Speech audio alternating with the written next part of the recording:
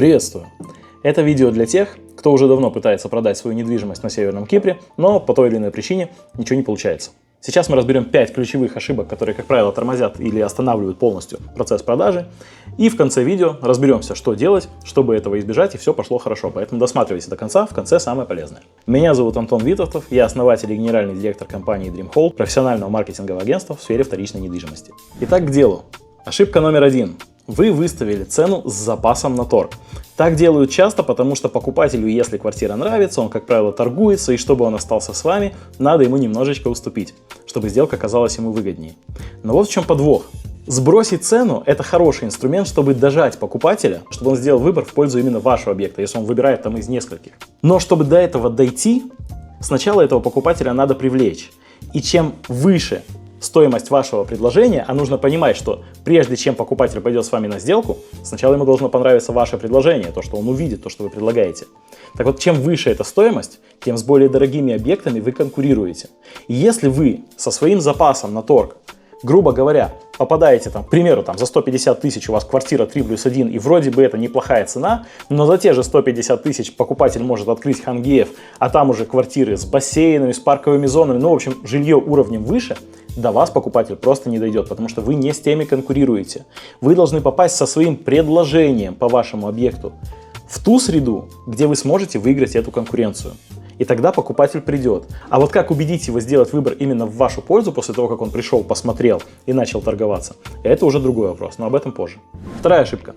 Вы обращаетесь к профессиональным агентствам, которые занимаются продажей недвижимости профессионально, и говорите им: вот моя цена на руки вот столько, а вы накидываете сверху сколько хотите. И вот тут опять мы возвращаемся к тому же вопросу, какова будет итоговая цена предложения. Потому что вы, скорее всего, посмотрели, что еще продается на этом рынке, сравнили с другими предложениями и поставили свою цену. Так вот, во-первых, подумайте о том, что сравнивали вы, скорее всего, объекты уже с комиссией внутри, потому что вы сравнивали свою цену, которую хотите получить на руки, со стоимостью предложений конкурентов, где уже комиссия вшита внутри. То есть вы одну комиссию уже забираете себе, а вторую хотите, чтобы агенты накинули сверху. И это удорожает стоимость вашего предложения, и опять же вы попадаете не в ту категорию, где вы просто проигрываете конкуренцию, поэтому вам, собственно, никто не звонит и не приходит на показы. И если агенты вам это не объясняют, ну, скорее всего, они просто поставили в базу, а вдруг придет покупатель, вдруг ему понравится, и, в общем-то, на случай готовы сработать. Но лучше, если агент вам это объясняет и грамотно аргументирует, кто ваши конкуренты, с какой стоимостью нужно выходить на рынок, чтобы покупатель вообще пришел, и сколько денег вы получите на руки, прогнозируемо по итогу. Здесь, видимо, стоит сделать небольшое отступление и разъяснить. Стоимость предложения – это та стоимость, с которой покупатели видят рекламу вашего объекта. Стоимость сделки – это та цена, за которую вы договорились. Она может отличаться как в меньшую сторону, что чаще всего бывает. Покупатель пришел, примерно, на вашу цену 140 тысяч, вы ему там 5 тысяч скинули, пока торговались, за 135 вышли на сделку. Но может отличаться и в большую сторону.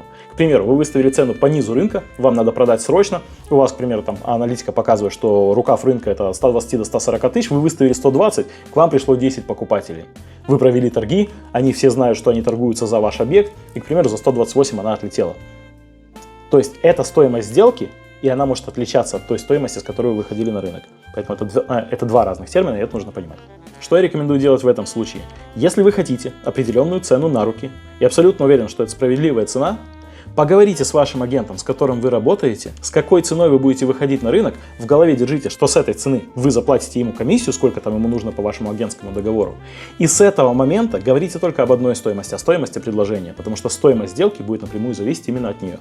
Третья ошибка. Вы не оформили должным образом презентацию вашего объекта. А если вы продаете сами, это на вашей совести. Но даже если вы обратились в агентство и вам просто сказали: присылайте фото, мы поставим в базу, как правило, хороший спрос на ваш объект создан не будет. Почему? Потому что смотрите, как ваш объект видит потенциальный покупатель. Неважно, он приходит на сайт агентства, которое с вами работает, или он приходит на открытый агрегатор, или он в телеграм-чате увидит ваш объект.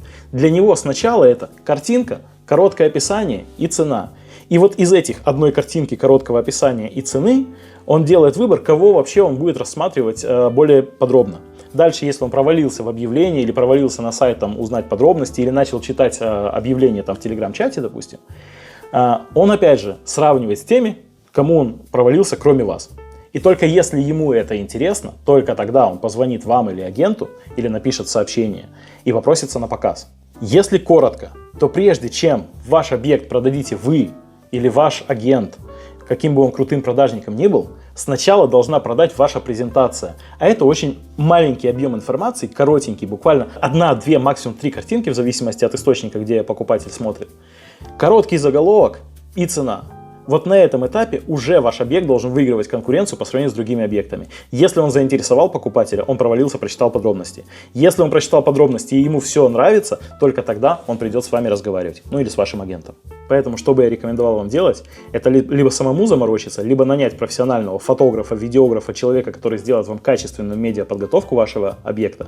А лучше обратиться в то агентство, которое само настоит, прежде чем взять ваш объект в работу, на том, что приедет фотограф, сделает качественную медиаподготовку, заставит вас убраться в квартире, заставит вас качественно подготовить квартиру к фото-видеосъемке и подготовит медиаматериалы так, чтобы они выигрывали конкуренцию до того, как покупатель вообще придет. А если агент просто говорит: присылайте фото, я поставлю в базу, возвращаемся к тому же самому пункту. Скорее всего, он действительно поставит в базу, будет иметь ваш объект в виду на всякий случай, вдруг кто-то подходящий появится, но работать с вашим объектом никто не собирается. 4-я ошибка. Я хочу, чтобы мой объект продавал весь остров. Вот смотрите, какой здесь подвох. Если вы думаете, что вы обратитесь в 15 агентств, и они приведут вам в 15 раз больше покупателей, то это немножко не так работает. Потому что покупатель, неважно, он пришел в агентство, или он сам для себя ищет объект недвижимости и только потом обращается к риэлторам, неважно, каким путем идет покупатель, недвижимость не покупают как хлеб в продуктовом магазине. Постоянно человек сравнивает, постоянно человек смотрит, что я еще могу купить за эти деньги, какие еще есть варианты, потому что задача покупателя – купить лучший объект в рамках тех условий, которые у него есть, в рамках бюджетов, в рамках сроков.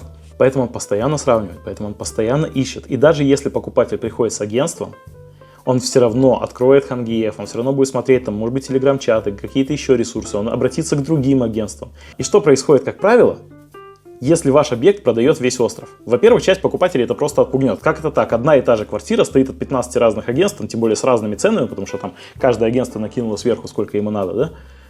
Что-то здесь не так, что-то здесь нечисто с этим объектом. Может быть, это спам, может быть, это что-то еще, но часть покупателей может отвалиться. А те, кто более продуманные, допустим, ваша квартира им нравится, для него это будет лишний инструмент торга. Он позвонит во все агентства, поторгуется с ними, и причем поторгуется так довольно жестко. И эта ситуация довольно часто на рынке происходит. И они все будут звонить вам и двигать вас по цене. А вы будете думать, что у вас 15 разных покупателей, и все они с вами торгуются. Ну, наверное, это и есть рынок, надо продавать дешевле. В итоге вы продаете дешевле рынка, дешевле, чем могли бы. Агенты, вместо того, чтобы защищать ваши интересы, вы же им комиссию заплатите. Вместо того, чтобы защищать ваши интересы, они будут вас просто душить по цене, потому что они будут конкурировать друг с другом за внимание покупателя, кто с ним на сделку пойдет. И в таком случае в выигрыше остается только этот самый покупатель, которому вы дали все условия для того, чтобы с вами было более выгодно торговаться. Но чаще всего даже до этого не доходит. Просто по той причине, что если мне, как агенту, известно, что кроме меня с этим объектом работает весь остров, скорее всего, с этим объектом не работает никто, потому что я как агент тоже хочу зарабатывать. Я как агент тоже хочу продать вашу квартиру, заключить сделку, получить за это свои деньги. И естественно, если я буду понимать, что даже в случае, если я хорошо проведу свою работу, и покупатель будет убежден, что ваша квартира это лучшее предложение на рынке, он пойдет, поторгуется с моими конкурентами и сделает сделку не со мной, с человеком, который отстаивал ваши интересы, а с тем, кто вас по цене сильнее продавит. Я не хочу так работать и не буду. Я вам по-честному об этом говорю. Поэтому, если другие агенты берут ваш объект в работу, все равно, скорее всего, они будут продавать свои эксклюзивы там, где они несут ответственность за продажу, там, где они заинтересованы, они знают, что они сейчас хорошо поработают и получат за это вознаграждение. И на этих объектах они будут сосредотачивать свой фокус внимания. А тот объект, который продают все, они будут рассматривать в последнюю очередь, просто потому, что там еще не факт вообще, что до сделки дойдет. И 5-я ошибка. Это продажа без стратегии.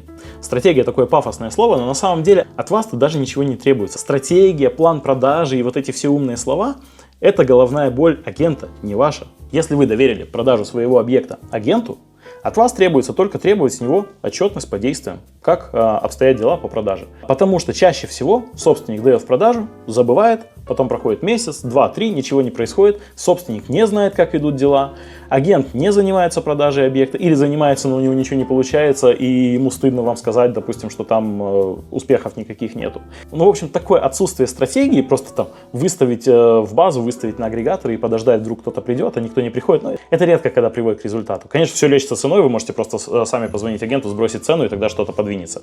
Но это все делать наугад тоже такое себе. Вы же хотите максимум от рынка получить за продажу своего объекта. Поэтому, что бы я делал на месте собственника, это еженедельно требовал бы от своего агента отчет о проделанной работе. На каких площадках рекламируется мой объект, какая успешность рекламы, сколько человек посмотрели, сколько человек позвонили, скольким человекам показали, если вы в объекте сами не живете и, допустим, ключи агенту отдали.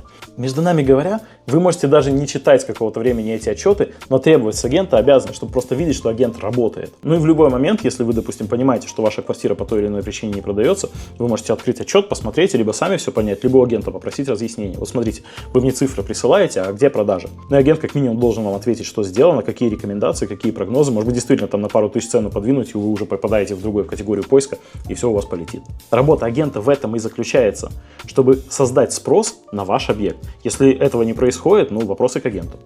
И как и обещал, давайте в конце видео подытожим, как избежать всех этих ошибок и прийти к максимально быстрой и выгодной для вас продаже вашего объекта. Но в первую очередь, если вы не разбираетесь сами в тонкостях работы рынка недвижимости Северного Кипра, я бы посоветовал вам обратиться к тому, кто умеет продавать, кто знает, как работает рынок и умеет формировать спрос на объекты вторичной недвижимости. И хорошо, если это будет один человек, с которым у вас будут договорные обязательства в обе стороны. То есть вы обязуетесь дать ему эксклюзивные права, допустим, а он обязуется создавать этот спрос и отчитываться перед вами. Это должно работать в две стороны. Второе. Требовать ту самую отчетность на каждом этапе. Но в случае с Dream Hall требовать ничего не приходится, потому что у нас каждую пятницу каждый собственник получает отчеты о проделанной работе. Но если ваш агент этого не делает, вы вправе этого требовать. Потому что вы взяли на себя определенные обязательства по работе с ним, и вы вправе требовать с его стороны выполнения своих обязательств. Далее. Анализировать стоимость предложения. Если агент знает, как это делать, он это сделает сам, вам предоставит необходимую информацию, но только вы вправе принимать решение, по какой цене выставлять ваш объект в продажу, какие предложения от покупателей по торгам, допустим, принимать, какие отклонять, может быть, делать встречные предложения. Ни один агент не вправе решать, за сколько продавать ваш объект. Это решаете только вы. Но агент вправе анализировать рынок и давать вам рекомендации, с кем вы конкурируете, какие прогнозы и какая цена предложения может создать максимальный спрос. Если по всем этим пунктам работа делается правильно, средний срок продажи объекта недвижимости от 1 до 3 месяцев. Мы сейчас говорим про ядро спроса, про массовые объекты, мы не говорим там какие-то элитные объекты, там выше $1 миллиона или какие-то там суперспецифические. Средний срок от 1 до 3 месяцев. Если по какой-то причине объект не продан в эти сроки, возвращайтесь к этим пунктам и смотрите, где работа не ведется, либо ведется некорректно, либо что надо поменять. Я надеюсь, это видео было полезно. Если так, то не поленитесь на подписку, лайк, комментарий. Нам будет очень приятно, а вам, возможно, будет очень полезно, потому что в следующем видео мы как раз разберем, как правильно проанализировать стоимость вашего объекта, как понять, сколько сейчас в данный момент рынок может дать денег за ваш объект. Ну а если вы испытываете трудности прямо сейчас с продажей недвижимости, либо собираетесь продать недвижимость и не знаете, с чего начать, напишите нам, мы знаем, как делать это правильно. До новых встреч!